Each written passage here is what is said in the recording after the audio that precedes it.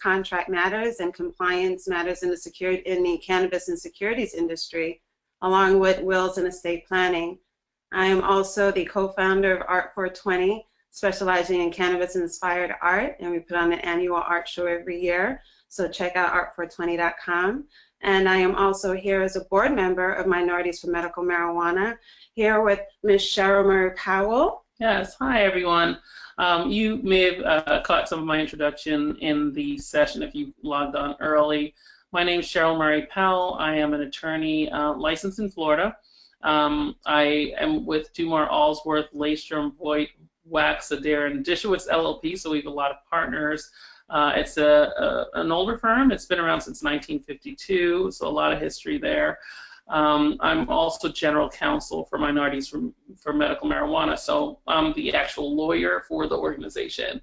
In addition to that, I'm general counsel for another organization called Patients with Patients, and that organization is about advocacy for people with chronic illnesses. In addition to that, I have a radio station, a radio program that I co-host with Arby Barroso and Leon Hamilton. We are switching stations, so we're going from 900 a.m. in West Palm Beach to 8:50 a.m. But one thing that doesn't change with us is we're always available on Cannabis Life. If you like Cannabis Life on Facebook, you can watch the program.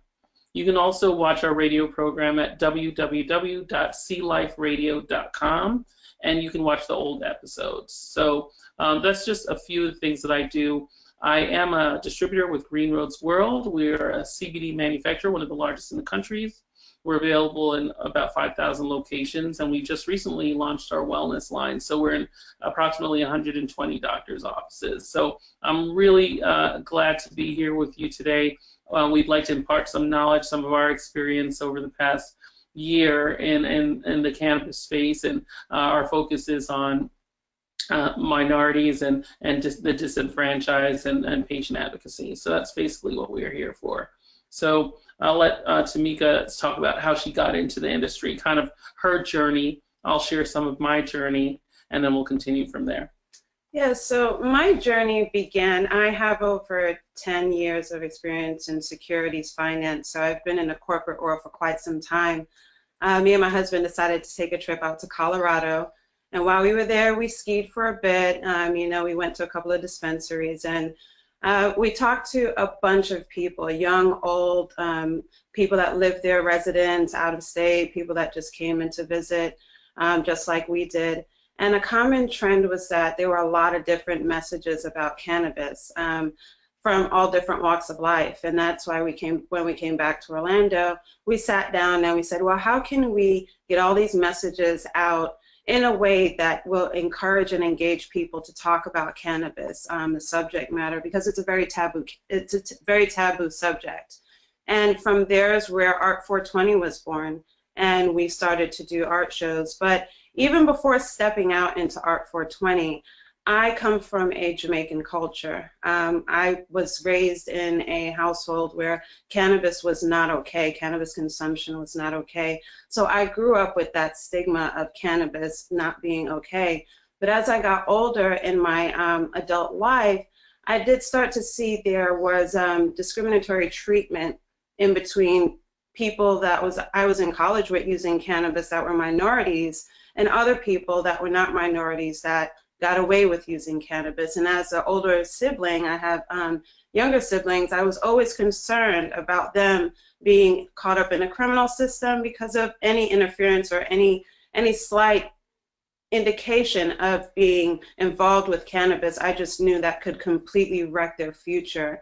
And subsequent to that, after law school, becoming a mother, I see that the same laws that I was scared that were going to affect my siblings can now affect my children. So the cycle is just continuing.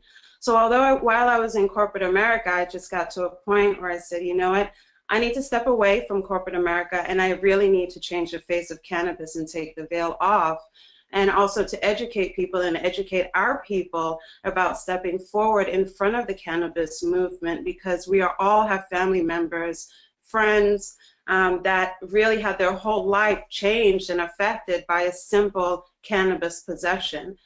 So that it really just moved me and encouraged me to step out on faith and to step out, create Art 420, create my law firm so that I can focus on cannabis compliance. And that's really what got me started.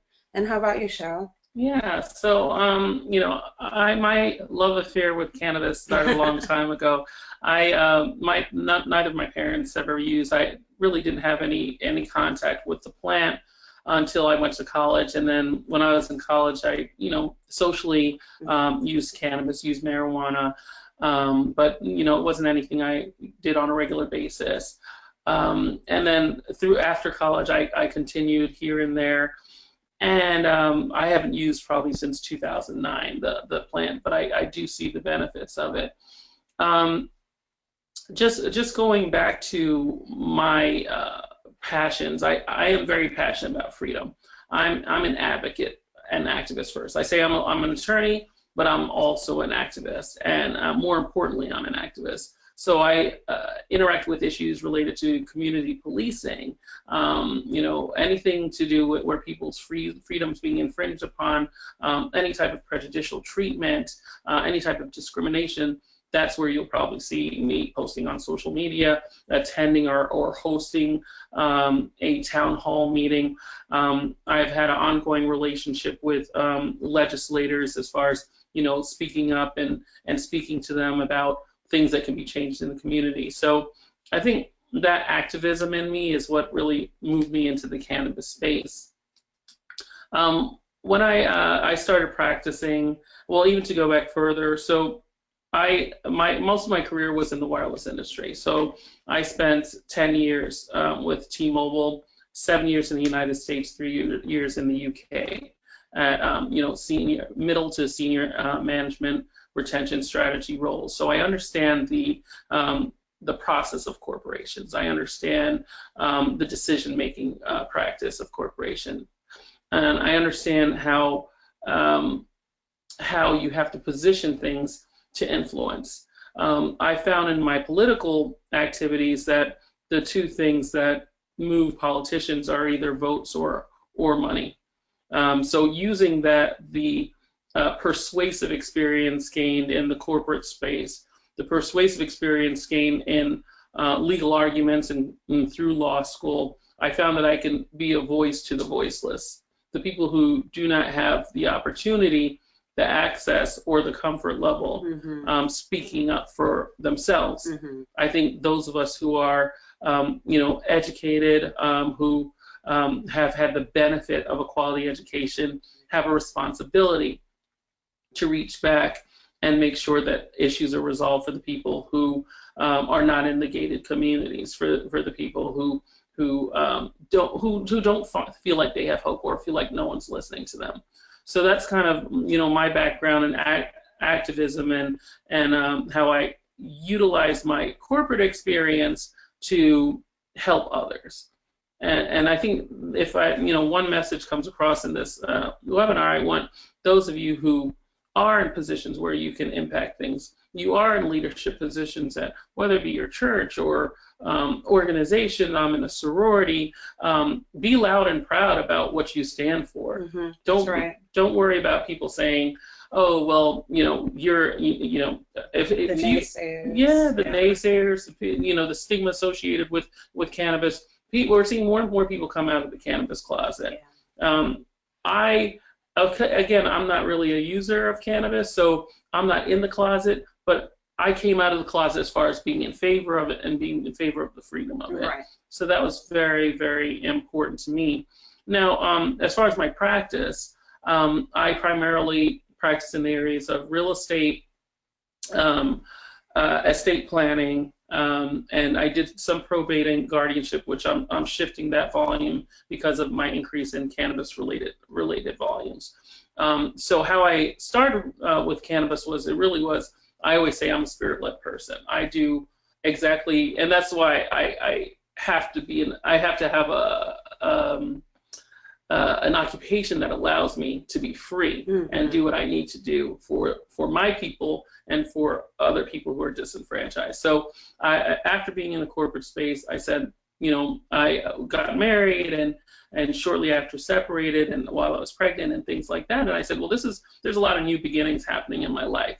So what's next? Mm-hmm. And it was to go to law school and practice law. So through that, I took on those areas of practice that I just mentioned.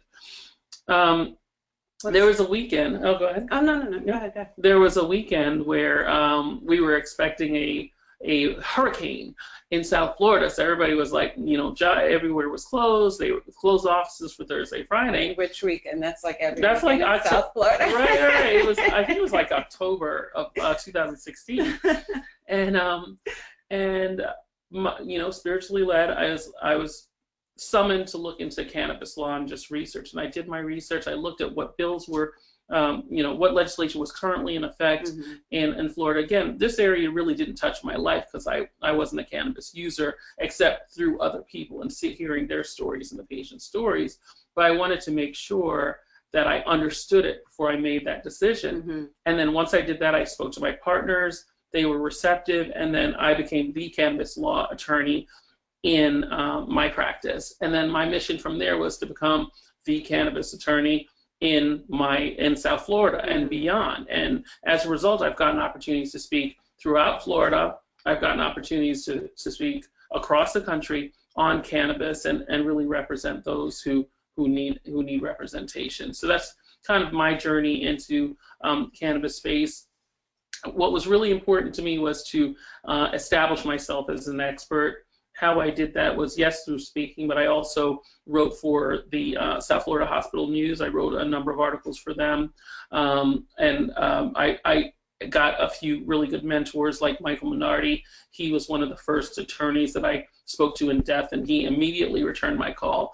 And he was like, well, go to this event. And he started, telling me where I needed to be, and I started presenting myself there. Yeah, Mike's pretty great. And it took off from there. So that's kind of my story, my journey, my passions all in a nutshell. So I think the next thing we can talk about is the title of this webinar. So Minorities for Medical Marijuana Reality Check. So we can break that down word by word.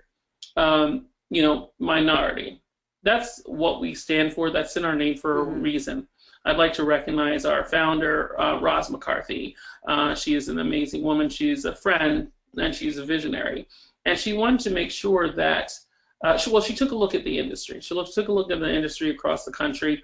And, I'm a black woman, Tamieka is a black woman, Roz is a black woman. But she wanted to make sure that we could represent all the cultures that weren't being represented. Right. So she didn't want to start just a black organization.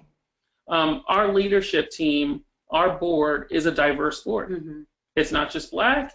We have black, white, we have Spanish, we have all different cultures mixed in, because it's really important for us, as those of you who logged on earlier, you heard in our legal panel, it's very important for the leadership base of cannabis-related organizations to match the user base. Right. Because then you can relate to your client, you can relate to your customer, you can relate to the patients. It's really important to be 100% committed to diversity.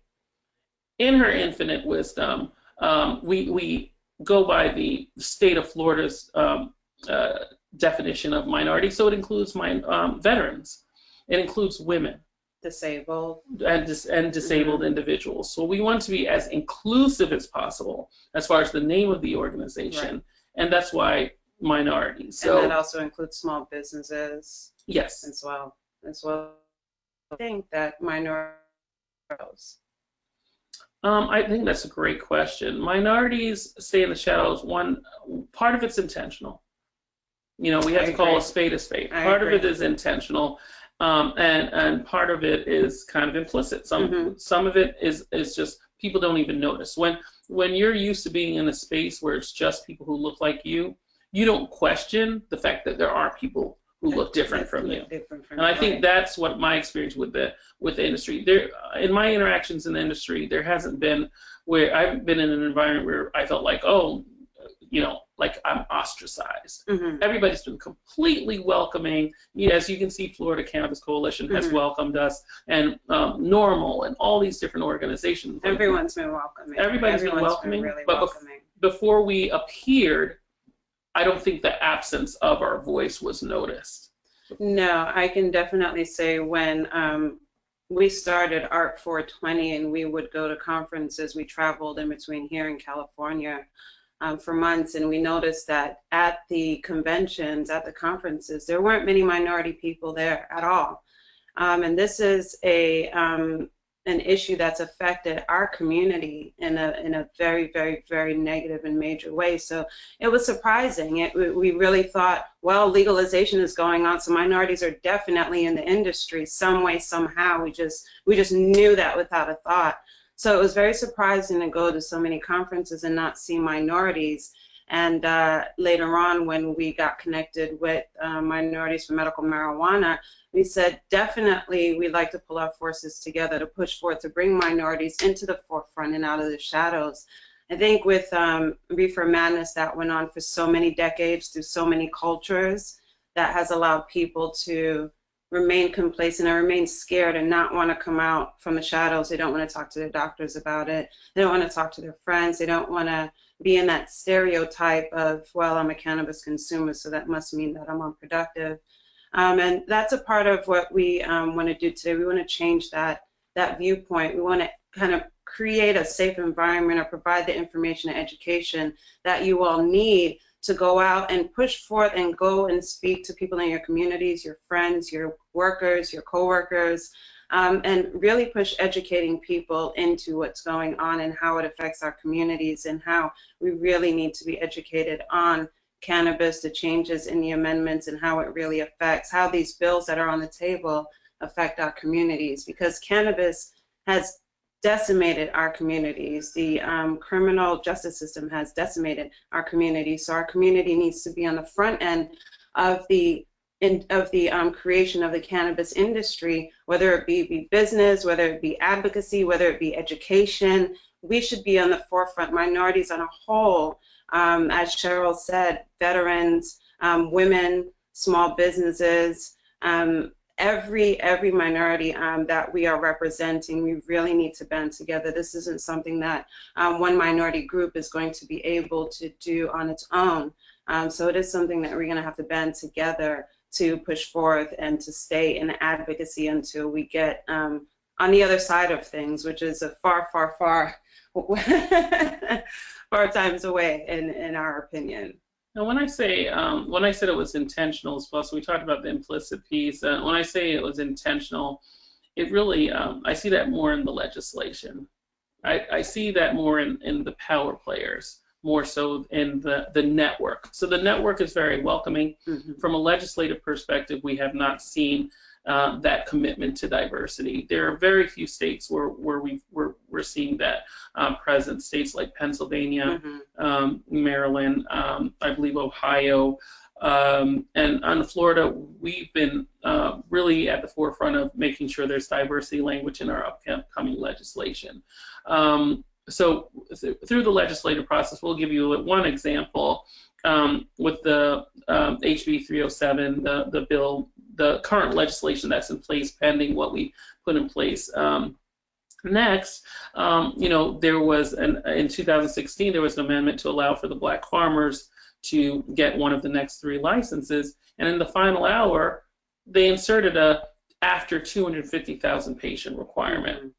That is an overt attempt to delay the entrance of other players, but specifically smaller players, players, smaller players, anyone else, but specifically that minority group, the black farmers. Right. And we can sugarcoat it to death, but and I think we're segueing to the reality word in the title of this webinar.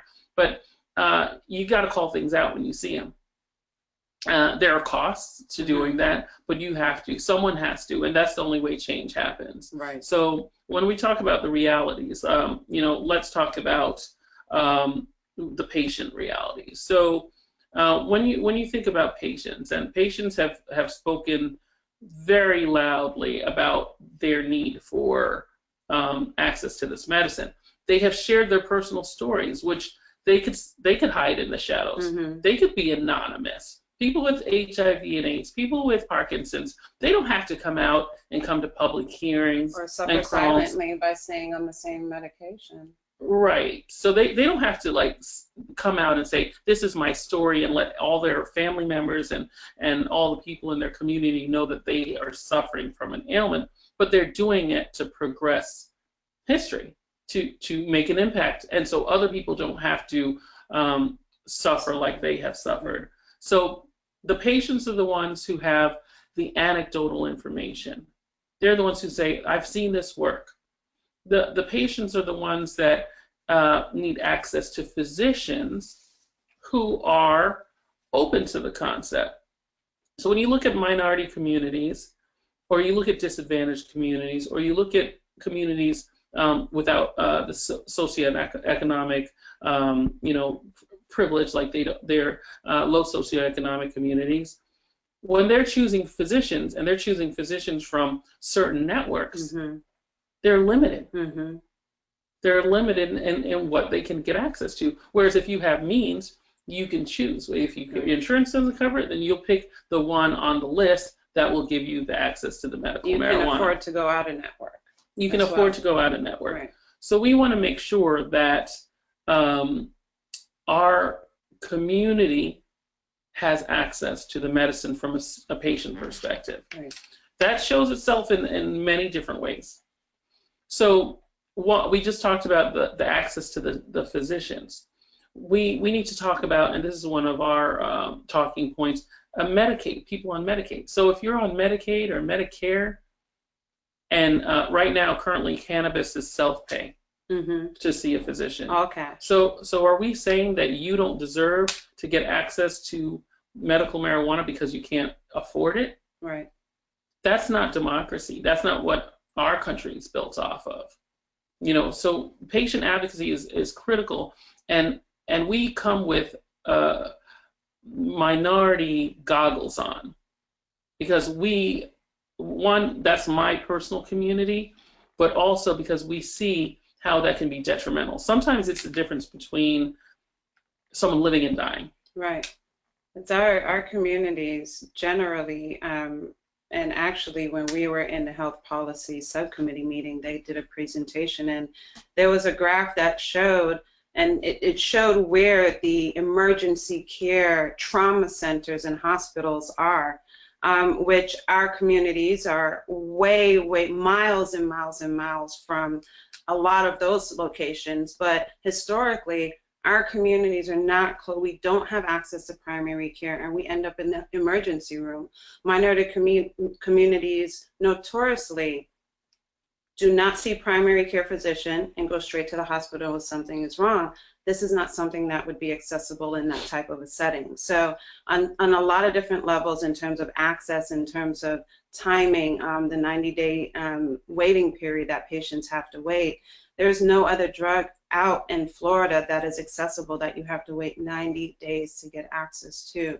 If you're suffering, no one wants to sit and suffer for an additional 90 days to wait to get access to cannabis in order to prevent them from continuing to suffer. That's really inhumane for the state to ask people to wait 90 days to suffer until you can get something that is medicinal, something that is herbal, something that has been grown and we've known for centuries, has been grown and has been used to heal a lot of different medical conditions. But for our community, our lack of access to the drug and our lack of the ability to afford the drug goes it goes so many levels deeper than the surface may seem. It may seem that we're just saying diversity just because we want to have minorities into the cannabis industry.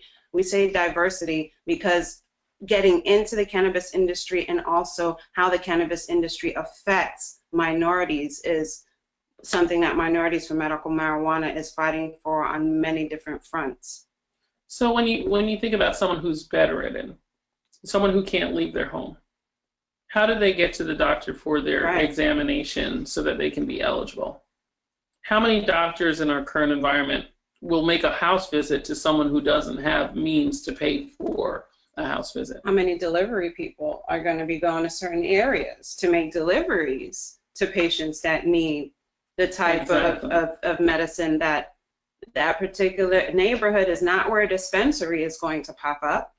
So it's ineffective. It's effectively creating another type of desert. We already have food deserts. Now we're going to have medical marijuana deserts, which is at the end going to affect our community at a way higher percentage than it will affect a lot of other communities that have access, that have the ability, like Scheril mentioned, to go out and network, that have the monetary means to go out and pay cash and get access to this. But unfortunately, minority communities are notoriously not in that position to take those alternatives. So there, there's a discussion around telemedicine. So there are pros and cons. Telemedicine, the Florida Board of Medicine is considering it, but for a bedridden patient, telemedicine is an option. I mean, right. A lot of what we do legislatively is often governed by fear.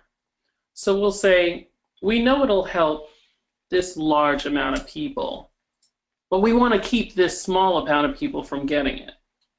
Or with telemedicine, we know that there are people who don't have access to transportation or public transportation that could benefit from it. Yeah. But we want to make sure there isn't physician fraud where they're not really examining the patients.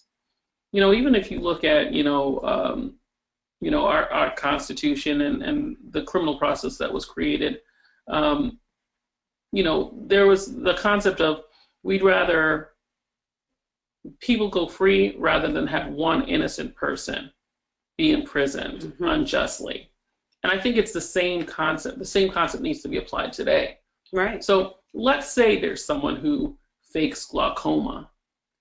Why are we going to write rules and laws for that person to keep them away from it, instead of looking at the people in pain and people who are suffering and write laws to make sure that they get access to what they need? Those are the types of things that Minorities for Medical Marijuana that we fight for. These are the anecdotals and the hypotheticals that we raise when we're speaking to the public, when we're speaking to business people, when we're speaking to legislators. We have to bring these anecdotals to the forefront. So because there's a concept that I've kind of dubbed, and I've never heard anyone else use this term, so I'm going to call it my term, able-bodied privilege. Able-bodied privilege. You heard it first, Scheril Murray Powell here. So I need to coin that phrase. Yes. But yes, able-bodied privilege is like walking in life because you don't have any physical ailments and making laws and rules and decisions only considering your own situation.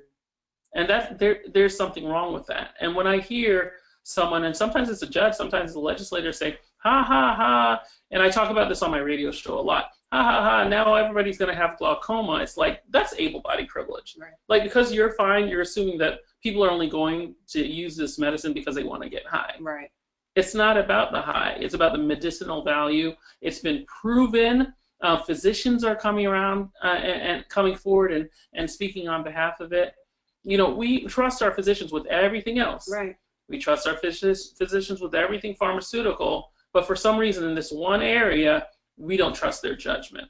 Right. That was similar to the argument that Senator Bradley used in Tallahassee when the Amendment 2 is seeking to expand the debilitating conditions, and his argument was, if the debilitating condition isn't stemming from a list of the conditions that we've already itemized, then they shouldn't have access to the drug.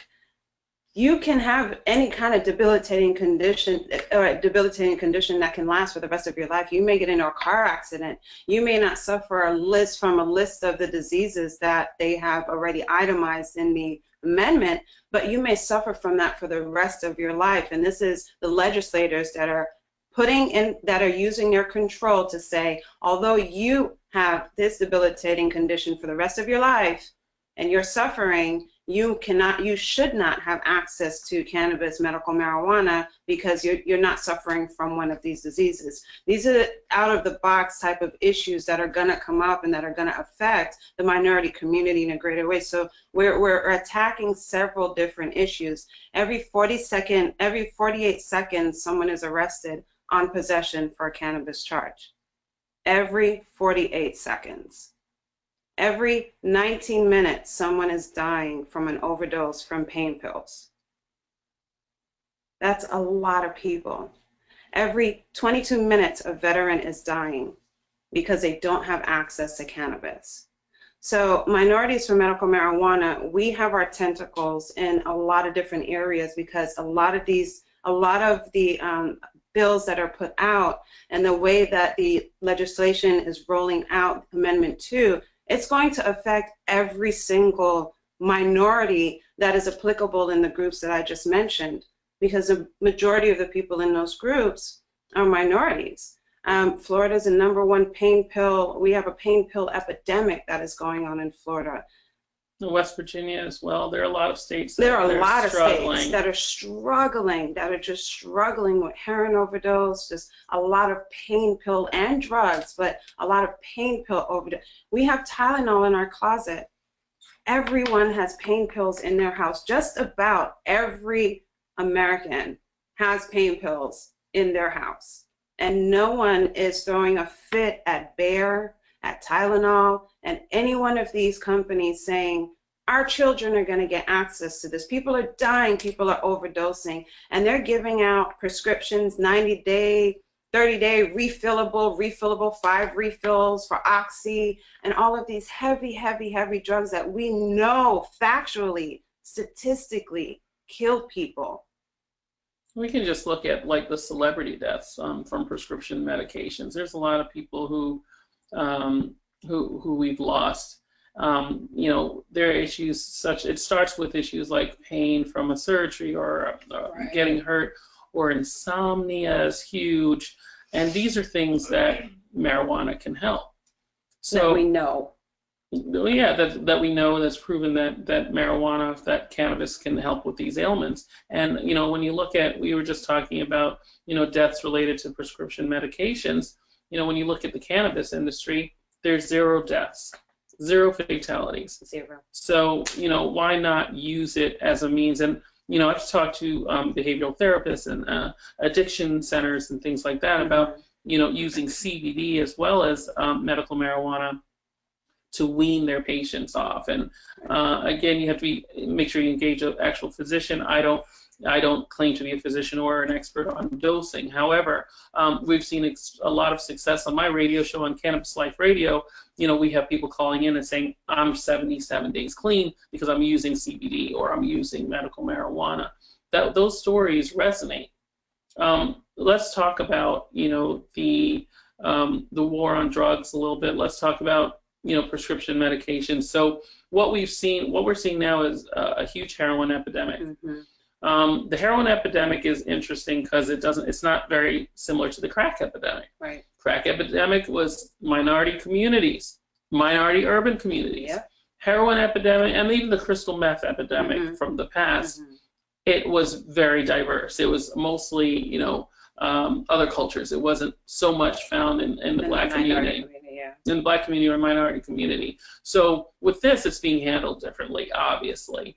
The challenge with the prescription medications is it's a gateway to a heroin. And what people are doing is they're taking their prescription medications, they're diluting it, and they're shooting up prescription medications, and then eventually it's a very quick jump from shooting up prescription meds to shooting up heroin. And that's what we're seeing, and that's what we're hearing anecdotally is happening to get people addicted. There are some people, and genetics plays a huge role, but there's some people who the first time they have a prescription medication, they're addicted. Yeah. The first time, and that's it. I spoke to a lawyer, actually. I was at a networking event, and he was like, my wife, you know, she had surgery, and she was on prescription meds, and now she can't get off them. Mm-hmm. She doesn't leave the house. She doesn't get out of bed. Yep. This is a professional person. Yep. But for some reason, she immediately got addicted to it, and now she's she uses all day long prescription medications. We And hear those. he's asking about, hey, what can we do? And I said, well, you might want to talk to your physician about CBD or medical marijuana and try to wean her off that. Because him as a husband, he's just seeing death as the end because he sees how she's using it. And he's suffering too. And he's also suffering as well. They're both suffering. I mean, we see these when we travel with Art 420 and we do our art shows. People tell us about their stories all the time, and people are silently suffering. Families are silently suffering. People are afraid to even have the conversation with their physicians. So we really, really, really need to educate ourselves on how this medicine is really conducive to helping us reduce deaths with painkillers. We know there's no deaths from marijuana consumption. So it's all about changing our internal mindset and our internal mind frame in order to push forth and advocate properly so that we can get the laws that we want changed. Prohibition of alcohol wasn't too long ago. And it's not uncommon for people to have alcohol in the home where children are. Nobody is having a fit with all the DUI cases that are going on. The senator just got arrested the other day on a DUI charge. But alcohol has been killing people for a long time, for decades. Painkillers has been killing people for decades, centuries. Cannabis, there's no, and I've gone up to, Ginny, I've gone up to DC, I've looked in DA offices, there's done the research, there's no deaths on record from cannabis. So we need to inside, when you look at that Tylenol bottle at home, when you look at that Excedrin bottle, when you look at these painkiller bottles, you really have to think about advocating for something else that could be less destructive to your body. And that is a part of what Minorities for Medical Marijuana is doing and will continue to do on our platform. And I see we have like some questions or comments, so we're just going to check those out, and then we can move on to like talking about decriminalization a little bit. I see Chris Baker just said, thank you to Carlos, that's awesome. Hi from Gainesville. Hello to Ryan Hurley. Hello from Chris Baker. I guess I'll go down like this way. Yeah, feel free to send in any questions or comments that you guys may have as we go on. So we got a lot of hellos. So that's we're saying hi right back. Beyond that, we're going to go and move on to talking a little bit about the decriminalization piece. So we kind of touched upon the war on drugs, so, 1980 stuff. This is your brain on drugs with a fried egg, Nancy Reagan walking around, all that. And it was a lot of brainwashing. We all bought into that, wore the shirts, dare. Yeah, so again, we're not advocates for drug use. Right. We just don't think that cannabis should be labeled a drug. Right. And, again, as attorneys, it doesn't make us physicians, it doesn't make us chemists. So we're not coming from that frame of mind. We're just saying that we've seen the healing benefits of cannabis. So, Tamieka mentioned prohibition. That was 1933, prohibition for alcohol. And then we saw somewhere around that time, the 30s, the disdain for cannabis. There's so many theories as far as why cannabis is illegal. One is, well, DuPont came, so they wanted plastics to be used instead of hemp to be used for making ropes for boats. And it was to affect minority communities because we had Native Americans and we had the immigrants from Mexico were partaking. So there are a lot of theories as far as why we don't have legal access to cannabis, but we just need it to change at this point. Right. So as we've seen the war on drugs over the past few decades, it's disadvantaged. It was disparately affected minority communities, especially the Black community.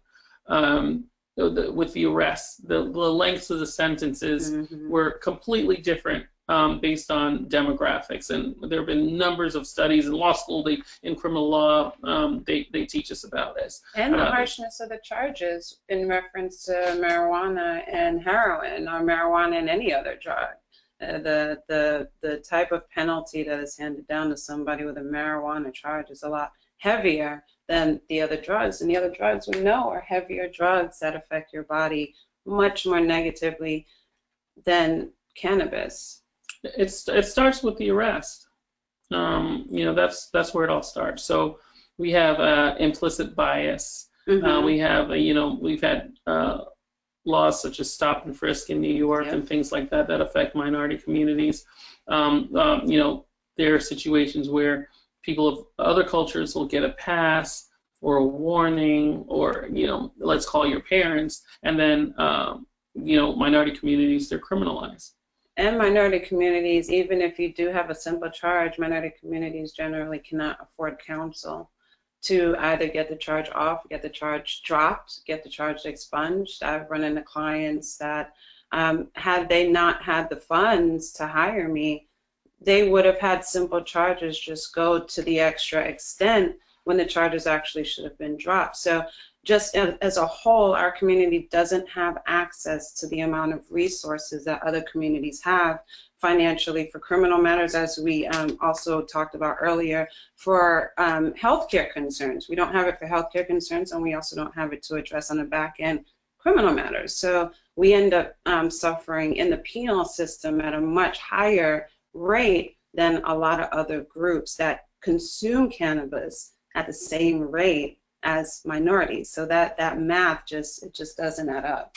And one thing that we see with minority communities is the criminalization of the youth. So younger children will enter the criminal system for ridiculous reasons, and then they have a record. It affects their ability to go to college. Right. There's financial aid. It affects their ability to get to get a job. It affects even your ability for you, if you turn your life around 10 years, 20 years later, to go to law school or to be eligible for a state's bar. So you're a young person, you make a mistake, and then years down the line, 20 years go by, you go to law school, and then you may not be able to be eligible to practice law after taking on all these loans because of something that you did in your youth. So, as minorities for medical marijuana, we're mindful of that. We're mindful of what happens when young people get into the system early and they can't backtrack. They can't recover. You can't, and sometimes it's a matter of not even being able to obtain a job, because most job applications, they specifically ask you about marijuana. That's not by accident. So it affects your ability to get financial aid. That's college, education, higher education, which you need to be more successful in life. It prohibits you from employment. So how will you be able to survive and maintain and work to provide for yourself? It may affect your ability to have a driver's license, or it may remove your ability to have a driver's license. So you can't obtain one, and you can't retain one. So there's so many things that affect our communities on so many different levels, and these are just a few that we keep dropping in here or there to let you know how expansive our reach is on the subject matters that we're covering. There are some states like Oregon that are doing retroactive release of criminals that have minor misdemeanor cannabis possession charges. That is also something that needs to be discussed in the state of Florida. It's extremely inappropriate to have people in a dispensary selling cannabis and having people sit in jail for having possession the same amount of cannabis that can be legally sold right now. So there's a slew of different things on the criminal side that we are attacking, because once again, this is another subject area that significantly affects our population, our children, our families, and it just forces us and pushes us and gives us more passion to advocate for these issues. It just, I don't know, it gets my blood boiling when I read some of these bills and I see some of these intentional words that, at first glance, it looks innocent. But when you dig through some of them, it's just like, wow, this, so it affects our communities in five, 6 levels deep sometimes. But it really is very, very interesting. So we are very happy to be advocating. Scheril mentioned prior to our lobby day when we were up in Tallahassee, we just had a lobby day March 14th, and we were up there talking to legislators about some of these things right now, the criminal issues that are going on. And for a lot of them, it was an aha moment. So we're hoping for a lot of you, it's an aha moment. I might have had a friend that was just arrested, and they had a simple, small amount of cannabis on them, and they really got arrested. And now they can't drive, they can't go to work, they might have issues with child support. The chain reaction that it sets off in our community is very, very, very different than many other communities, but we use at the same exact rate. Well, the good news on the decriminalization front is, President Obama set the tone with his exonerations. Yeah. So he exonerated more than probably the last 3 presidents at least before him, nonviolent criminals. So there is that recognition that happened previously on the national level, and we're also seeing some local recognition as well. Wish he was still in office. When he was in office. Yeah, I wish he was still there. Barack, come back. So yes. So when you look at decriminalization locally, we're seeing in certain cities where it's going from being a criminal offense or an arrest offense to being fined. So that's cascading pretty in a healthy way across the country. So that's the good news where that's concerned. But at the same time, we do have to consider the fact that it's either the laws are discriminatory or the people that are implementing the laws that are discriminatory. And we both know where we're standing in that environment in terms of our country. So we are moving in the right direction in terms of lowering the penalties that people may receive for having a possession. For possession of cannabis, but at the same time, it's subjective. It's up to the officer to issue that ticket. It's up to that officer to decide to take that person and arrest them. So there needs to be some kind of accountability in reference to the officers, have some kind of tracking. Well, how many people are you arresting? How many people are you giving tickets? What is their demographic? Not in a manner where they're collecting information on the individuals, but collecting information on the officers so that it's not an easy, oh yeah, well, we have that ordinance in place and we're moving in the right direction, and now we're just giving out tickets when on the back end in the system that's not going on. And again, although we see that and we're happy for that, we need to stay steadfast and read between the lines and see, okay, well, how can that still affect our community? Well, it's still subjective. So we still have to push and push. So although we see those little wins, and we celebrate those little wins, they're big in the grand scheme of things, but that still doesn't mean that the work that we're doing is done. We're far from over. And for former felons, again, some people made a mistake, committed a felony, 20 years ago, 30 years ago, and they still cannot have a chance at the dispensary opportunity. Right. That's something we fight for as well. Is if someone has a nonviolent felony, it may or may not be drug related or marijuana related. Yeah. Why are they eliminated from the opportunity to take part in the business opportunity that is presented by cannabis? Right. There's something wrong with that picture. You shouldn't be judged by, if you make one mistake, you can't ever enter into the industry. Now, if you have a history of malfeasance or financial misconduct, et cetera, and so on, that might be something. If you have a pattern where that's related, but just because you have a felony in your background, I think that's overly broad, especially if you're not dealing with children in a dispensary environment. You're dealing with product, you're dealing with money, and then the individual business owner who's hiring should be able to make those decisions, not at the legislative level. So we want to we want to make sure that that change goes in the right direction so that felons can have the opportunity, if they've served their debt to the community. Right. My good friend Desmond Meade, we actually went to law school together. He has an organization, Say Yes to Second Chances, or Let My People Vote, which is about restoration of rights. So, he gave me, I was speaking with him at the Rally and Tally. That was an event that happened last Wednesday on the 12th, and it was organized by a group called the Broward Young Black Progressives, and we were both speakers, along with Mayor and possibly future Governor Andrew Gillum, who did a great job with the opening, Representative Chevron Jones, Representative Al Jaquette, Representative DeVos as well. And Desmond was speaking about the fact that, releasing helium balloons in the air is a third-degree felony. There are so many things that are considered felonies that have no relatability to your ability to work in a dispensary or grow environment. So, those are things that we kind of make broad stroke decisions on that really, really affect people.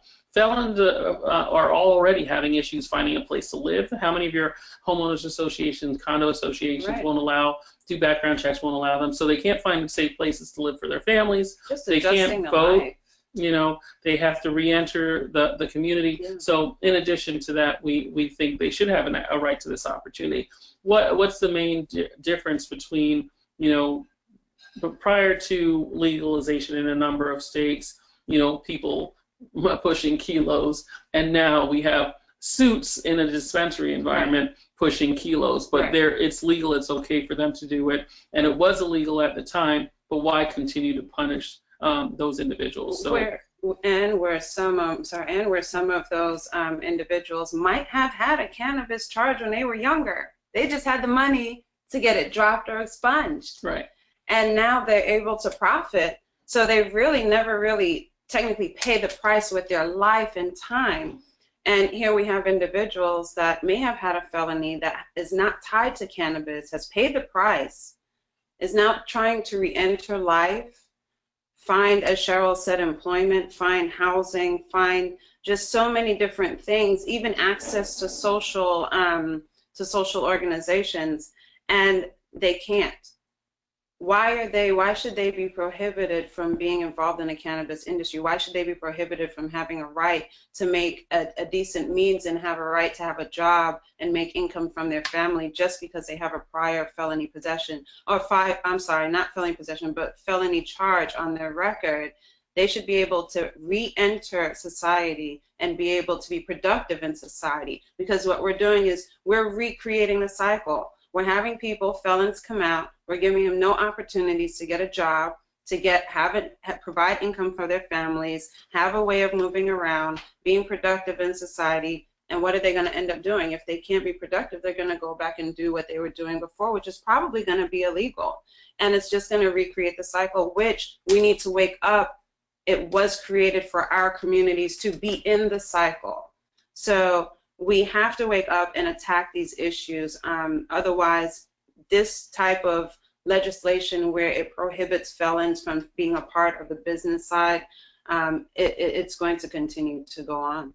And another point on the decriminalization piece, as it affects our current state with medical marijuana, now that there's a legal means for patients to get access to their medicine, the individuals who fall outside that and continue to use the black market, they will continue to be prosecuted. Right. So the challenge, and it seems on its face to make sense that they would be. You can get it now legally, so why are you still using the black market? Well, the reality check with that is, the cost. Right. So if we have so let's talk about the current system in Florida. So we have 7 dispensary owners. They say we can handle the whole state, we can handle all the volumes in the state. So we got vertical integration. So it's vertical integration. We have limited strains because, of course, they're trying to recover the cost for however much they spent to get their license, which, again, in the millions, and some of them are selling parts of their licenses for, like, a third of a license just went for 18 million. So millions, then they have to recover. How are they going to recover their investment as fast as possible? They're going to charge the patients. Right. And again, because this is outside of the federal space, and Ryan, I see your question. We're moving into where Ryan's question about what's the realistic outlook for rescheduling in the federal piece. But with it being a federal issue, they can't use their health insurance, so it's a cash pay business. So they have to pay cash to go to their physician to get on, be recommended. They have to pay cash for their or they have to pay for their medical marijuana card at $75. And currently there isn't any, waiver for Medicaid people. It's $75. Some of the dispensaries are giving credits. So if you buy $150 worth of product, then you'll get $75 back, which is the intent is to cover your medical marijuana card. But because it can be cost prohibitive, people are still using the black market to access, and they're still at risk. Patients are at risk for being criminalized, for prosecution. So how do we fix this? Well, we really need to open up the market. And this is a good opportunity to kind of segue into the business opportunities piece in the second hour. But if we open the market, then there's more competition, and then the prices come down, the amount of strains that are available, because some strains work better with different diseases. Right. And then that's when we're going to see where we're really starving the black market. We're starving the true cartels by allowing it to be accessible to people. So, I mean, realistically, the black market isn't going to go anywhere, even when it gets to be. I personally don't think it's going to go anywhere, even when it gets to be recreational, because there are some people that are just not going to go to a dispensary to purchase medical marijuana. And at the rate they're going, as she said, there's only 7 in the state of Florida where they're currently located. It's way too much of an inconvenience for minorities to get to these places. So, and effectively, the state is creating a situation where the black market will continue to thrive because the access for minorities to get into the industry and to put a dispensary in a minority neighborhood, it's those opportunities are very slim to none. They're just not being present right now. So we really encourage you. Some of the things that we've talked about are just a drop in the bucket of all the things that Minorities for Medical Marijuana tackles, advocates for, pushes for. So we really encourage you to go on our website, become a member, whether it's an individual membership or business membership. Our website is m4mmunited.org. So please take the time out. Help us continue to advocate for you. If it's a matter of being a member, help us with our fundraising activities that we have, events, activities that we have going on. But we need your support. We need your support to continue to advocate as aggressively as we have been doing. And it's been a couple of trips back and forth to Tallahassee. And as you hear all of the other events that Scheril and I have been talking about that we have been going to, it definitely adds up. In terms of time. So in terms of the time that we've put in advocating, we are on the ground. We're not getting ready to hit the ground. We are on the ground running in several different directions, and we need as much help as possible. So please take a moment. Our website is down below, Minorities, number 4, Medical Marijuana, or you can also go to m4mmunited.org and join as a member. So I've recently, and Minorities for Medical Marijuana, we're a national organization. We're based in a number of cities across the country, Chicago, Maryland, D.C., New York, South Carolina, North Carolina, Arizona, California, Texas. We have a presence throughout the country. With that said, I got an opportunity to go to Colorado a few weeks ago. So just going back to the point about starving the cartels, affordability, in Colorado, they've set up a dispensary environment where people of all walks of life feel comfortable going into a dispensary. They have no reason to go, and it's safer than doing a corner deal or whatever. So people feel very comfortable going into a dispensary in Colorado before work, after work, whenever they choose to. It's recreational, so all you have to do is show ID. You know, it's still semi-anonymous, whereas with the medical marijuana card, with it being a medical state, you know, you have to, you know, your ailment, you know, there's access to a lot more information than would be in a recreational But I will admit the dispensaries in Colorado are a lot more friendlier and laid back and chill than dispensaries in Florida. So there is that, but it's on the owner of the dispensary to create that environment to be welcoming for people to come in to want to buy products in your dispensary, to create that lovely, easy, friendly going environment, because as we all know, although cannabis creates a friendly person, people are usually more relaxed, more chill.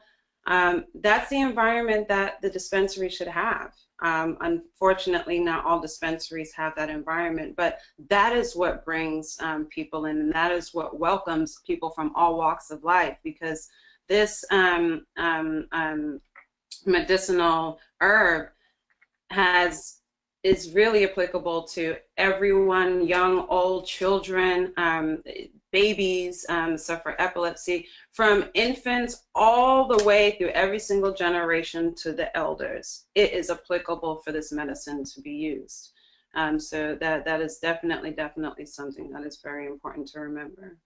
And then looking at the listing of illnesses, so our founder, Roz McCarthy, her son has sickle cell, and she speaks about it very openly, and that's an illness that affects the Black community. Right. Primarily the Black community. But it's not on the list. And it's not on the list. So, you know, there fibromyalgia. But it's on the list in other states, but not in Florida. Right. So we do have that issue. There, like Georgia has autism. Autism it's a growing issue. You know, I call them my special gifted children with the special abilities, not disabilities, but with special abilities are autistic children. But we're seeing amazing breakthroughs where that's concerned. On the Cannabis Life Radio, I talk about when I was at a CBD shop, one of the CBD shops that sell Green Roads products. And this little boy came over to me and he hit me. And I was like, all right, no problem. He came over, he hit me again. I was like, hey, Dad, your son's hitting me. Because I'm used to dealing with children on the spectrum. So it didn't throw me off. I was just like, you should know how boys are. Yeah, exactly. And then he's like, oh, I'm so sorry. You know, he's just so hybrid. So I can't keep my eyes on him all the time. I said, you know what, you should talk to your doctor about CBD. And he, or medical marijuana. I gave him the number for one of my favorite physicians, who's going to have a webinar coming up, Dr. Michelle Weiner. She's an amazing, highly intelligent physician. So please tune into her webinar with Florida Cannabis Coalition. And I gave him her card. I gave him my card. And I showed him the CBD lollipops, Green Roads lollipops. He purchased one for his son. He purchased some oil. Went home, and then 3 weeks later he calls me and he's like, oh my God, my child is different. He's a lot more calm. He's more present. And that's just CBD. That's not even THC and CBD where we saw that benefit. And he's like, oh, I've been telling everybody about the product. I have a friend of mine who I've been telling he wants to order in bulk. And you know, that's kind of how that conversation went. So it's been proven that there is a huge benefit. There are a lot of other things that need to be added. Georgia, I mean, they're conservative too, but they recognize that Alzheimer's and autism can benefit from medical marijuana, so we should too. So let's look at Ryan Hurley's question. Ryan, I remember you from the Orlando event. Thanks for coming over to the Green Roads table. Your question is, what is the realistic goal for matching, for rescheduling federally? So, it's hard to say. It's very speculative right now. Sessions will do what sessions will do. I mean, the good news story in there is, one, Trump at a press conference said, we like medical marijuana, right? And he turns around for people to say, give him an affirmative action answer. So it seems like medical marijuana is not under attack. There have been statements made that lead us to believe that recreational is something they're looking at. But again, it's speculative. They haven't done anything yet. The Cole memo, which is the authority during the Obama administration, which permits, without enforcement by the Attorney General, it permits all the states to do what they're doing, and without the enforcement of the Schedule I status. Sessions has said recently that he sees value in the Cole memo, or sections of the Cole memo, but he really hasn't come out and said what he's going to do. I can't predict what's going to happen. If I were going to predict, I'd say, based on what I've heard, that medical marijuana is fairly safe. I think there are some states where a lot of their economy is dependent on this industry. We saw Colorado last year make $1.2 billion on from the marijuana industry. That's the revenue overall, and then the state in revenues got $200 million. That's tax revenues, $200 million that helped their economy. They're able to create scholarships, send people to college. So those states where it's currently legal, and especially on the recreational side, their legislators have come forward and said, listen, California has already said we're going to be a safe haven for marijuana. Yeah. They've come forward and they've been very overt in that. We saw the creation of the Congressional Cannabis Caucus, which is bipartisan. So this is at the federal level. The legislators have said we need to help educate the current administration on what the value of it. So go ahead. And on another note, I don't completely disagree. I just tend to disagree with the direction of the Trump administration, only because, as we've seen in since he's taken office since January, everything has been wishy-washy in terms of the stance that they've taken on medical marijuana. So although he does have, there is footage of Mr. Trump supporting medical marijuana, but his team is not all on the same side. There are some people in his team that feel that medical marijuana is absolutely dangerous, although they have no proof of that, and they have stated that they have no research to support that. But they do acknowledge that the Trump administration is heavily supportive of states' rights.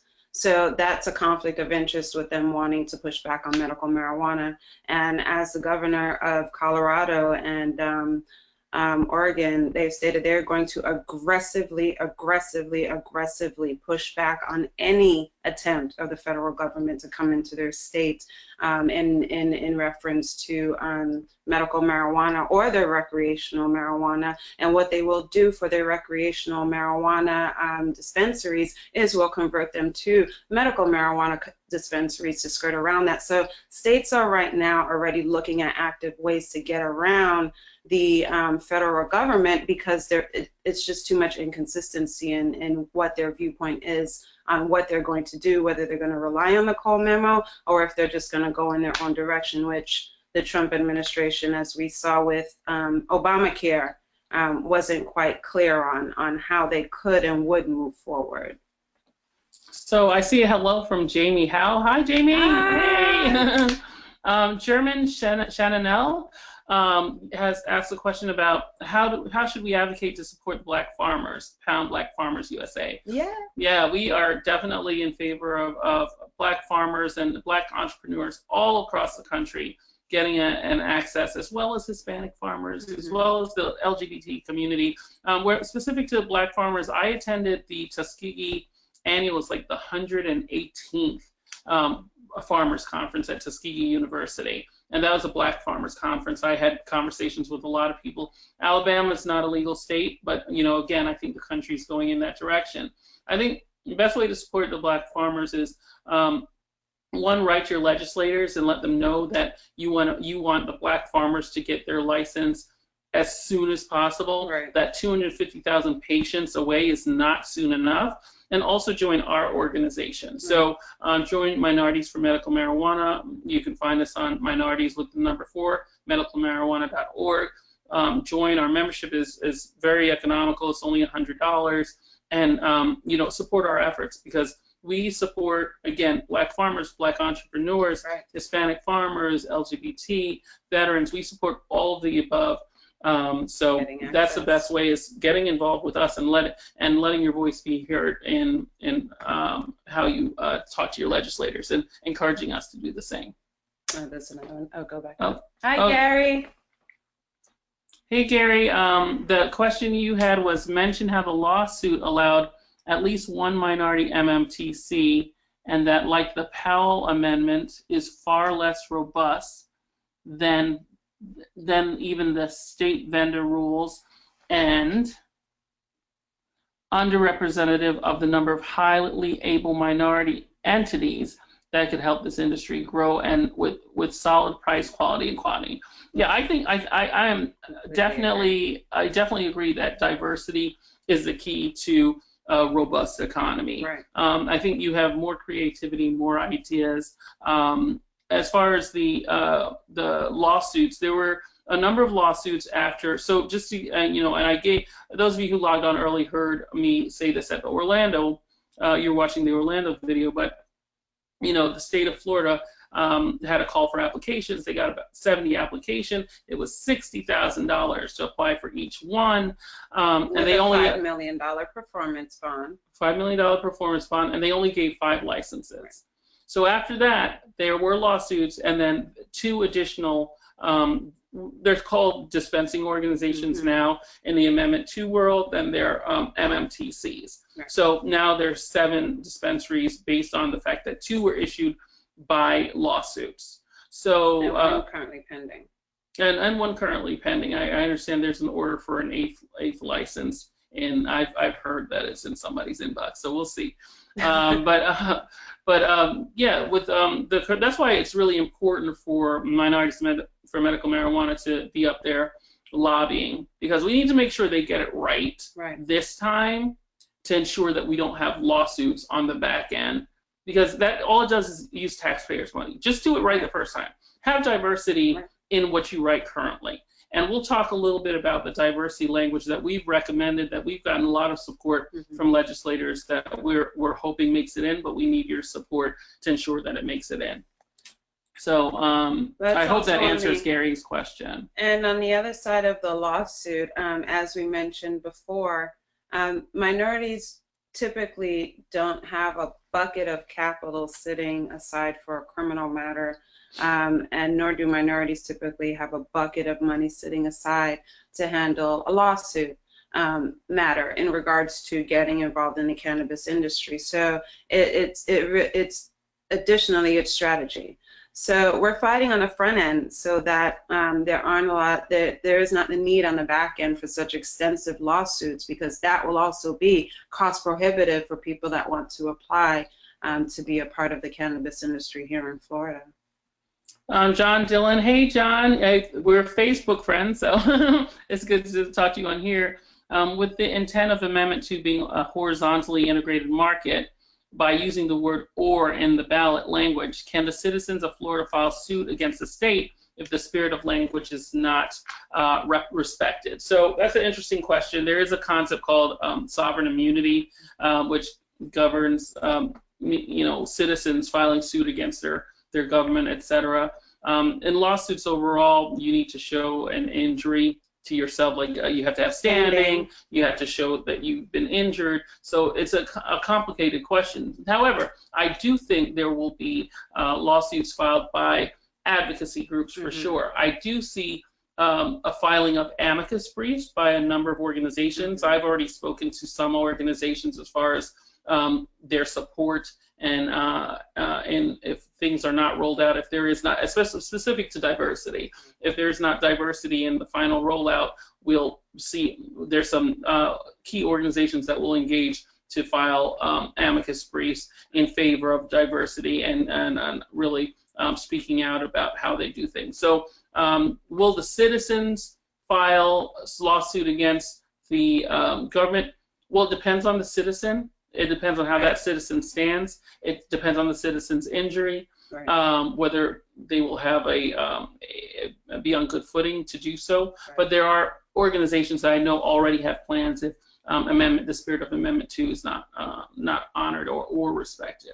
And then citizens have, under the Anti-Sherman Act and a couple of other anti-monopoly acts, they do have the ability to take other action against other players that might not be the federal government, but there are anti-monopoly statutes that are applicable. Okay, I see a question from Gary Stein. Good players could be an example of the need for ban the box. So it's really interesting that you talk about ban the box. There is ban the box legislation currently going through in this current legislative session.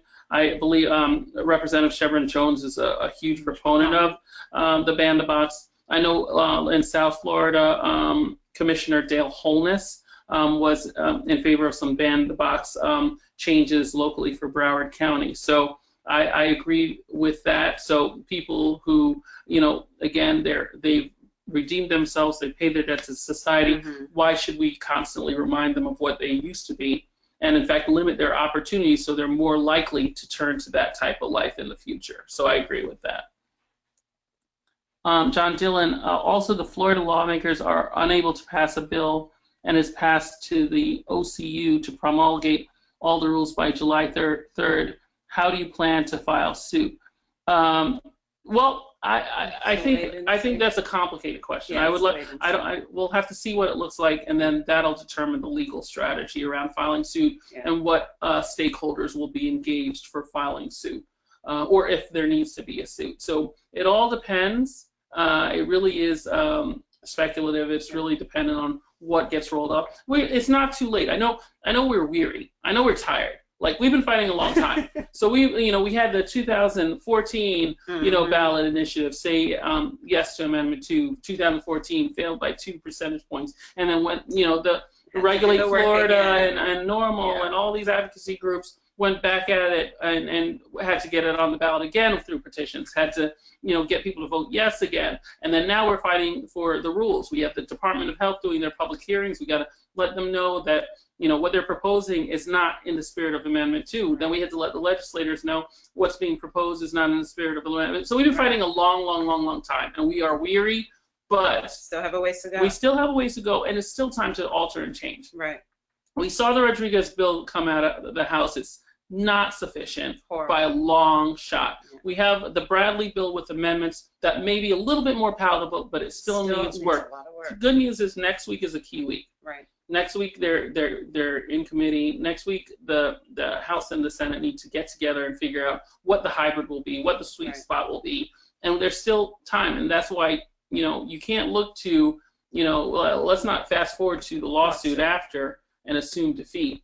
I say, let's keep fighting. Let's fill their inboxes. Let's fill their phone lines and let them know we are not putting up with you not honoring what the will of the people is, that medical marijuana is legal, that we have access to our edibles, that we have access to things that patients need, that'll be accessible at accessible points throughout the state. That's where we are. Right. We have not admitted defeat yet. No, we're not accepting that. We know it's a strategy in terms of lawsuit. It is a wait and see. But with that in mind, we do want to encourage you guys to go to our website. We will be in Tallahassee this week coming up. We do encourage you all to go on our website, go to m4mmunited.org, click on About Us. You'll see under About Us, there'll be an email campaign, and then there's some campaign verbiage. There's a list of email addresses for all the senators within the state of Florida, and you guys can click on it, get the email information, and email the senators. The verbiage is there already. You can add in your own personal spin on it if you'd like, but we've already created a template for you. But we need your additional advocacy. We need members. We need you guys to join as members as well, but we also need you to please go on the website, copy the template, send an email, make a phone call if you have the time, but just send an email. We really, an email goes a long way, and an email shows and also help us advocate for everything that we're pushing for right now. And you'll see that Carlos in the background's pulled up the actual email and phone campaign page on our website. So there's Carlos. He's still there. He's still there. He's listening. But thank you for doing that. So our listeners can find it on our website. And there, we have templates there. We've made it really copy and paste, but make sure your voices are heard. Once we've successfully exhausted all those options, then we'll talk about what our legal strategies will be. But we're hoping it doesn't come to that, because the only people who suffer are the patients. They're the ones who are going to suffer for it, and the taxpayers who have to pay for whatever the government's going to have to pay for to undo whatever they've done. So we're not quite there yet. And lawsuits are not short. Lawsuits don't, this type of a lawsuit isn't going to be 1 or 2 months. This is going to be a long-term issue. So it's not going to be anything that's short-term. So please, we are going to be in Tallahassee next week. So follow us on our social media. If you cannot come to Tallahassee to lobby with us, but follow us on social media. We do we will have Facebook Live going on, so you can follow us, see what's going on. But definitely check out our website and follow us. Help us with our advocacy. Help us as members with our advocacy, because we really, really need as much help as we can. As Scheril said, this has been going on since 2014. We've been all hitting the ground running. We've been just running, and there's no, I don't think there's no bucket that we've left unturned in terms of finding the issues that are applicable to minorities and things that we can tackle. Oh, and we see allies in unusual places. So again, with our legislators, Roz had a meeting with True Leave that she was optimistic about a couple weeks ago. So, you know, I'm always a believer that there's good and bad in everyone.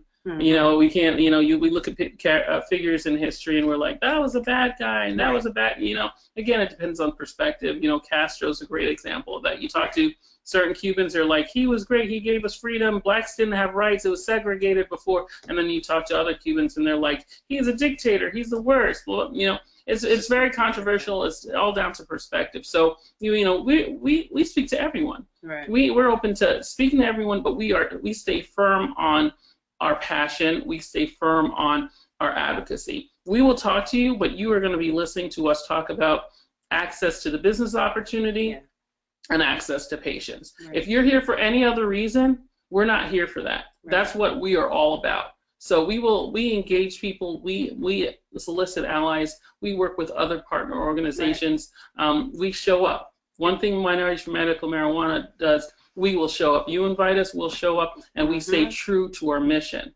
I see a question from Ryan Hurley. As a minority farmer, how can Minorities for Medical Marijuana help me on the local level? So there's a few things that we do. And again, in my practice, I do some of this activity too. So there's certain things that Minorities for Medical Marijuana will do for you, and there's certain things that an attorney or myself as your attorney would do. So because we do offer, you can go in the back and talk about the consulting services and all the investor services, business services that we give to members. Yes, absolutely. So as a farmer, one thing, as a minority farmer, first thing we're going to ask you is, are you listed as a minority-owned business with the state of Florida? Right. So we'll help you through that. As one of our members, we'll help you get actually designated. You may be a minority, like, hey, you know, I'm Spanish or I'm black or whatever. There's a process. But there is a process for getting the actual designation. So we can help you and walk you through that. Right. As far as you said on a local level, as far as lobbying locally, we have relationships throughout the state of Florida. So we can place you in the area that's close to the jurisdiction for your farm. We can start partnering you with, you know, the city council, telling you where you need to be so they know who you are, so that when you're having zoning questions, you know where to go and that you can get your voice heard.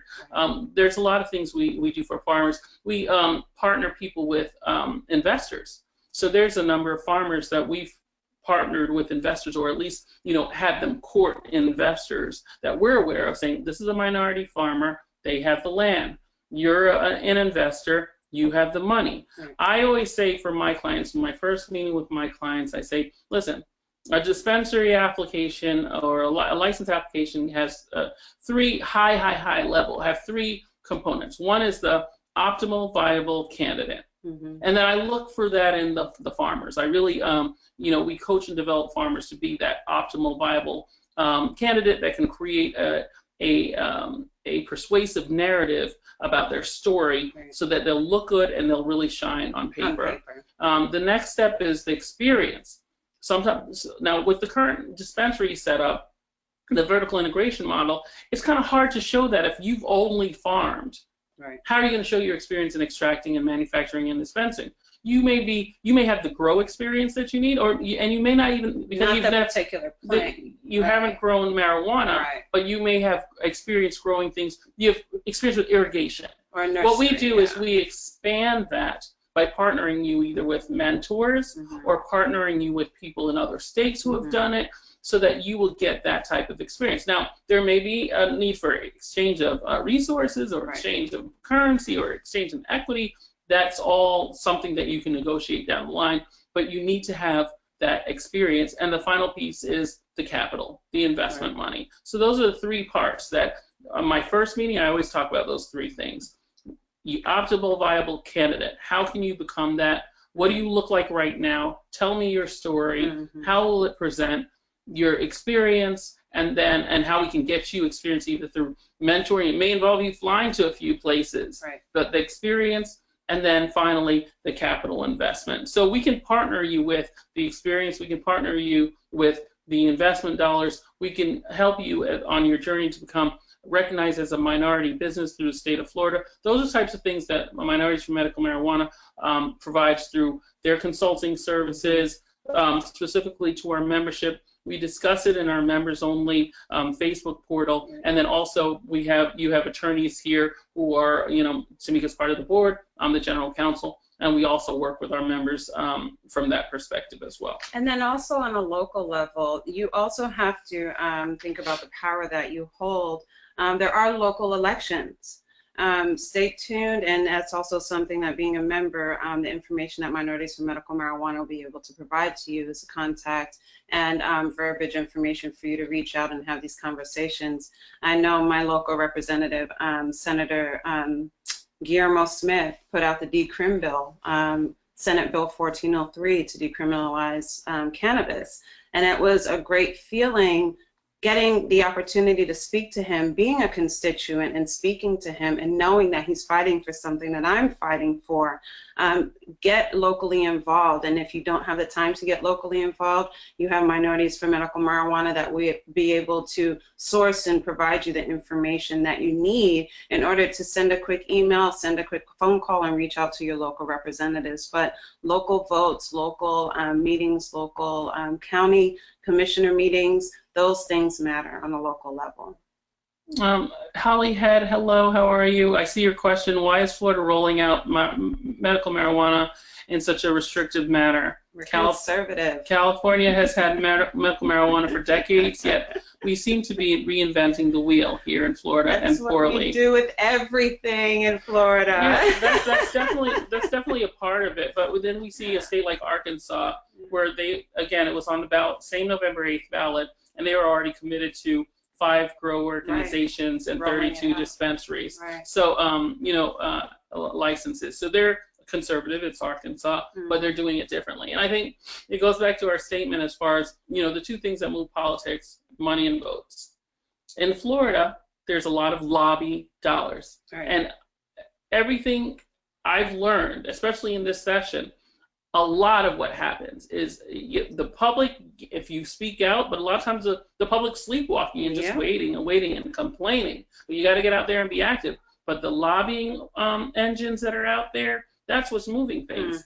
There are people submitting legislation because they know such and such. There's a lot of cronyism in Florida as far as who gets what positions, and as well as what languages and bills and how restrictive it is. So but a lot of nepotism. How you remedy that is, we're going to have a 2018 election. Right. When we have our 2018 election, 2020, doesn't matter who's running for president. You got to go out and you got to vote. Yeah. You got to vote for people who are in favor of things that are important to you. Right. 71% said yes to marijuana. You got to go beyond, say yes to Amendment 2. You have to go beyond that, and you really have to go to candidate forums. Right. It's really critical and important that you go to candidate forums and understand who these people are. Go back and look at their voting history on medical marijuana-related issues when they were voting before. Who voted yes, who voted no? Who proposed the restrictive things? So, an example, you look at Representative Rodriguez. he submitted a Highly bill restrictive. that is not consistent with Amendment 2. Mm-hmm. So as voters, how are we supposed to treat that? And that's what you have to think about. And trust that he's working in the best interest of the people that put him Right. in the office. Those people who are just steadfast, keeping you away from what you voted for and Right. your power as citizens, right. those are the people that need to hear from you when it's election time. And hear loud, just like 71% was Right. so strong in favor of medical marijuana. It's not just that point on the ballot that's important to say yes to medical marijuana. Who you vote for as far as the decision making and the rulemaking, that's also important. The governor Right. that you choose, who choose the person in charge of the Department of Health, is critical. Yeah. So, you know, the governor and his executive committee, the Department of Health, the person who chooses the person in charge of compassionate use, yeah. Those decisions, when you're going to the ballot and you're looking at governor, the people running for governor, keep that in mind. And that's how you make a difference. Also think about who has the appetite that's similar to you. Florida, we're very conservative, and we don't have the appetite to make the certain changes that a lot of other states do, and that's just knowing the lay of the land. Like telemedicine, Florida just doesn't have the appetite to be more progressive in that, and that is just because knowing the lay of the land, Florida's a little bit slower in regards to that. But as we pay attention on the local level, because the local level is so critical. It is so important to pay attention to local politics, but you look for the people that have the same appetite on the subject matters that you have, and you vote for those people. And if you don't know, do not feel any way about calling their office and asking them, point out, flat out, what is your stance on cannabis, period. That's all you have to ask them. That's all you need to see. That's all you need to ask to get the information to let you know whether when you go to the ballot box, who you should and shouldn't be voting for. But we have the power. So using that power on a local level is how we can really grow and make a big change on a local level. Okay. Next question. We have a question for Jermaine Shannon L. Thanks again for your second question, Jermaine. Are there markets we can penetrate for Black and Brown that will thrive regardless of the new law, i.e. festivals, entertainment, technology, etc.? I love this question. Yeah. It really brings us to the point where we can talk about the business opportunity reality. So everybody's like, they see the billions of dollars across the country and they're like, I want to own a dispensary. Owning a dispensary is not for everyone. As I said, there are restrictions on former felonies. There are restrictions on capital. It's $60,000 applications, $5 million in capital equity that you have to show. Right. It's not for everyone. Plus, you got to build an infrastructure, right. And then you got to be able to pass the regulations. You have to build an extraction facility, which is highly complicated. Mindset. You have to educate yourself. All of those things cost. Yeah. So it's not for everyone. There's a lot of ways that you can get involved in the cannabis industry without touching plants. I'm an attorney. I don't touch plant, but I'm very much in the industry. Right. There was a young lady at the Orlando event who has a text messaging campaign solution for the cannabis industry. Mm-hmm. I'm a distributor of CBD. So as I mentioned, I work for Green Roads World. This is one of our brochures. This is the wellness brochure. These are our wellness products. There's a pain cream here. There's a CBD oil. You know, CBD is legal. Green Roads product has 0% THC. And, you know, some people just don't want the high. So we, again, believing in access to everyone, you have to be respectful of everyone's choices. Right. CBD is a conservative treatment. A lot of doctors will start patients on CBD. Even the Charlotte's Web strain is mostly CBD anyways. But they'll start patients on CBD, and then they'll ramp up, or they'll finally get to the end of the 90-day period where they can have THC. Right. And I believe that's a great model, a great way to start. So you know, CBD is legal. You can join my team if you want from a CBD perspective. I'll give you my email address. It's SMP, like Sarah Michael Paul, SMP Esquire @outlook.com. Contact me and we can talk about what your interest is in the business. So CBD is just one option, but there are a lot of new markets, merchandising, coming up with a slogan, setting up a clinical space where a doctor's there, a physician's there doing recommendations. Some people are doing that, putting billboards up. Weed maps. Weed maps is a great concept. Like, we're very creative people. Our culture is extremely creative. Yes. You know, seeing a need and then filling that need with what you can provide. There's a gentleman, sorry, I can't remember his name right now. He has this white boy rolling papers. He created white boy rolling papers because he worked in a gas station, and everybody would be like, give me one of them white boys. It was slang for rolling papers. And now he has his own brand, White Boy Rolling Papers, that's in across the country, and vape shops and dispensaries across the country. So there are a lot of places you can go. So as far as festivals, yes, go to festivals. I go, because of the nature of CBD, I go to a lot of like physician conferences and things like that. Identify a problem and solve it. It's basic business strategy. That's what you do in the cannabis space. It's new, it's emerging. There are a lot of things that people have not even thought of yet. Get in that space, understand it, respect the advocacy, because you know it's kind of hard after people have been fighting for legalization, and then everybody sees dollar signs and they kind of jump in, but they don't support the advocacy. You got to support the advocacy. Go to normal events, go to Regulate Florida events, go to Minorities for Medical Marijuana events. We're about to start having some DICE events, like a cannabis experience events across the country. So those are things that we're working on, and then look for that problem and solve it, and align yourself with people who can help you solve it. Like, I can tell you that's exactly what Art 420 did. This is our logo, Art 420, cannabis-inspired art, and we are solving the problem of providing fine art under the subject matter of cannabis, art that you would want to hang in your home, your office. Some of our clients are doctors who hang art in their pharmacies or their doctor's offices, but that provides them the opportunity to let their patients know that they're open to have the conversation about cannabis, and in addition to other professionals that buy our art. But where our company, the Art 420, does not touch the plant. None of our fine art pieces, we manage about 20 artists that create the pieces. None of the pieces contain cannabis, but it is in our business world. It's a part of our model. So when we did our second annual art show, all of our art shows are at galleries. It's gallery-ready art, ready to be sold and hung and sold. At our second show, as I mentioned earlier, as we had been touring and going around with the art, we noticed that there weren't a lot of minorities at at any conferences, really. So we had a black market brunch at our second annual show, and we had 6 mega stars come and speak. Michael Minorities was one. We've been working with Michael Minorities for years. Roz McCarthy was another one that came and spoke. We had somebody from United for Care. We had a grower that came from, Jesse Horan, who came over from Oregon. He's a grower out in Oregon.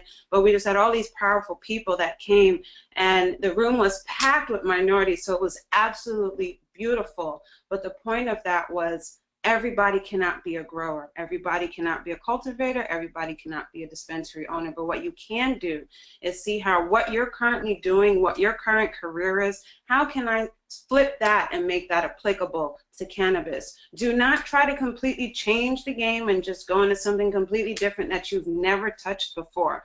This is a completely new time. It's an exciting time for a lot of people. My background is in finance. I've been in securities and investments for over 10 years. I never thought that art and cannabis is what I would be going around and talking to people about, or even compliance in the cannabis industry. I've done SEC compliance for years.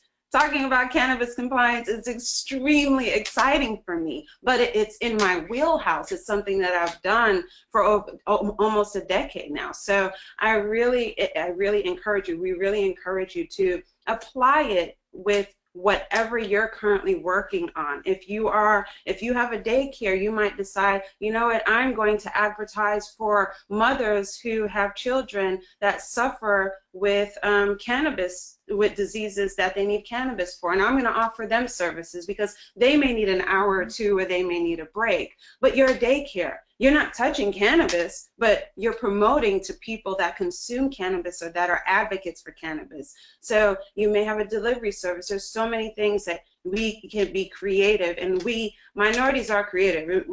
Every culture, minority culture, can make a dollar out of a dime. I mean, it's going to happen. You already see we're definitely of the Jamaican breed because we both have like 10 jobs apiece. So just think about how you can flip what it is that you're doing into cannabis and just continue to be creative and roll from there. Yeah, and as far as technology, I mean, I would visit like Colorado. I was just in Vegas last week too.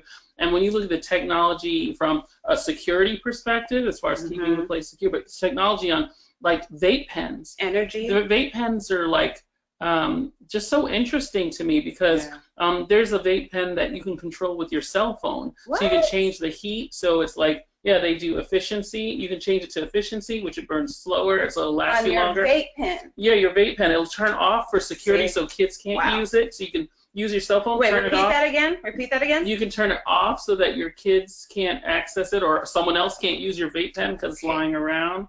Make sure we all heard that. Efficiency, stealth. There's a speed called stealth. So, you know, there's a lot of technology. Just be creative with it.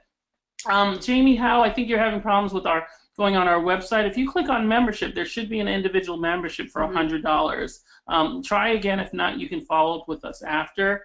And I'm cognizant that we only have 13 minutes left, so I want to make sure I get to the rest of the... Just refresh. Hopefully we're getting so super slammed. Our website is like semi-crashing, so that would be a good thing. Okay. But just refresh and it should come up. You shouldn't have a problem submitting for membership. Awesome.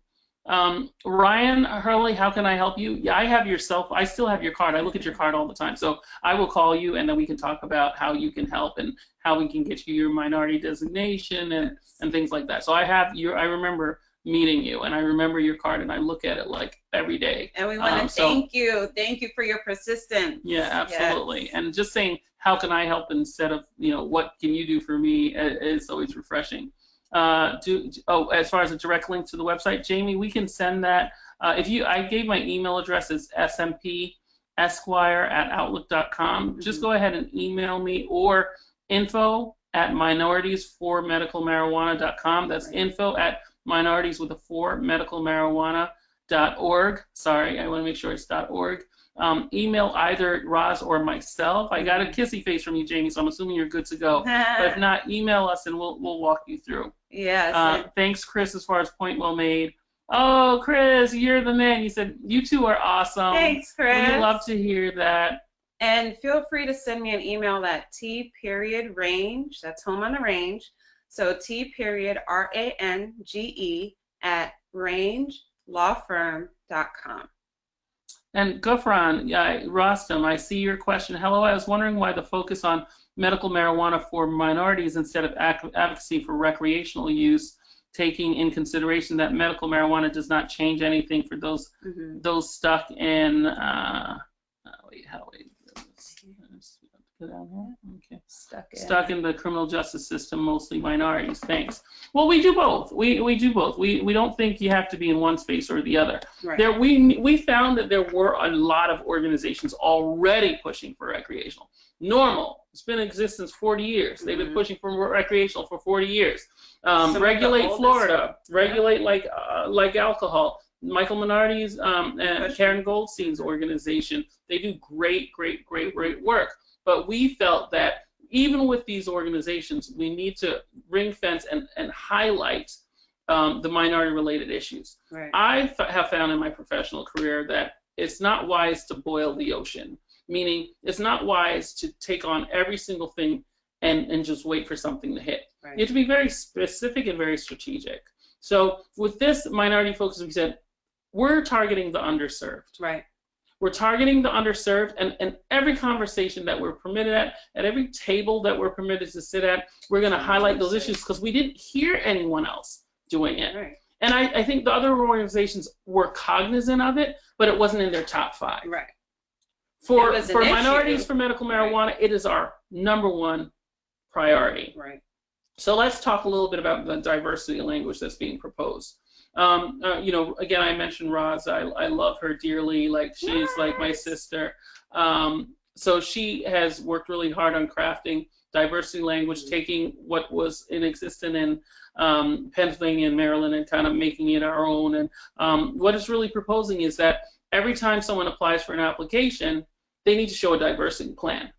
Meaning, not only am I going to take money, like the hair industry, like hair care stores and all these other industries, the alcohol business, we're not going to target this demographic, and our ownership doesn't look like this demographic, and we're not hiring this demographic. So when you talk about job creation, we want to make sure job creation includes all people. It better include women. It better include veterans. It better include our disabled. It better include our typical minorities. And that was important to us. So in answer to your question, recreational, we're not opposed to recreational. We support and we align ourselves with the groups pushing for recreational. But our focus is specific to our stories.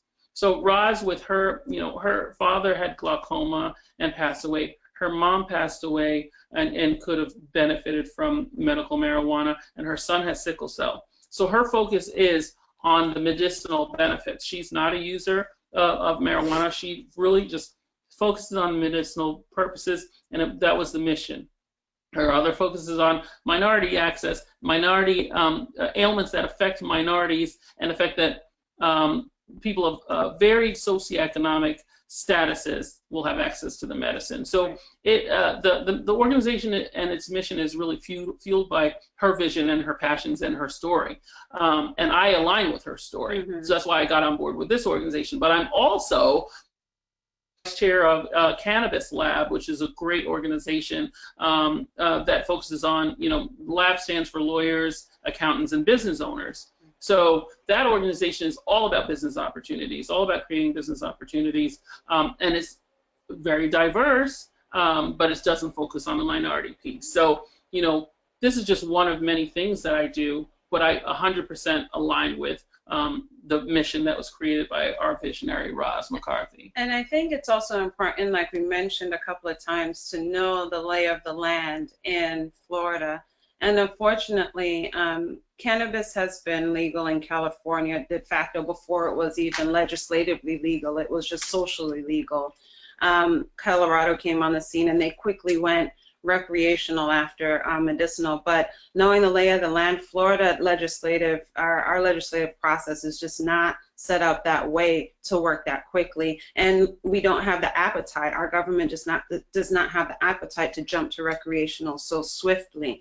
So knowing what the appetite is a part of our strategy in terms of attacking the medical marijuana first, because appetite is not there for recreational. But as I shared with you in the beginning, I am a sister, I am a mother, and I am very fearful of it not going recreational and how those laws, the draconian laws that are currently in place, will affect my younger children. So I am, my law firm supports, I support recreational, the decrim bill 1403 by Senator Guillermo Smith, and I also do support changing the laws to recreational to mirror Colorado, but also in a responsible way, as anything else, as liquor is done. But it's very important for us to know the lay of the land so we can be strategic when we're up in Tallahassee. So we only have a few minutes left, but Jamie Howe, thank you for saying that you call your legislators.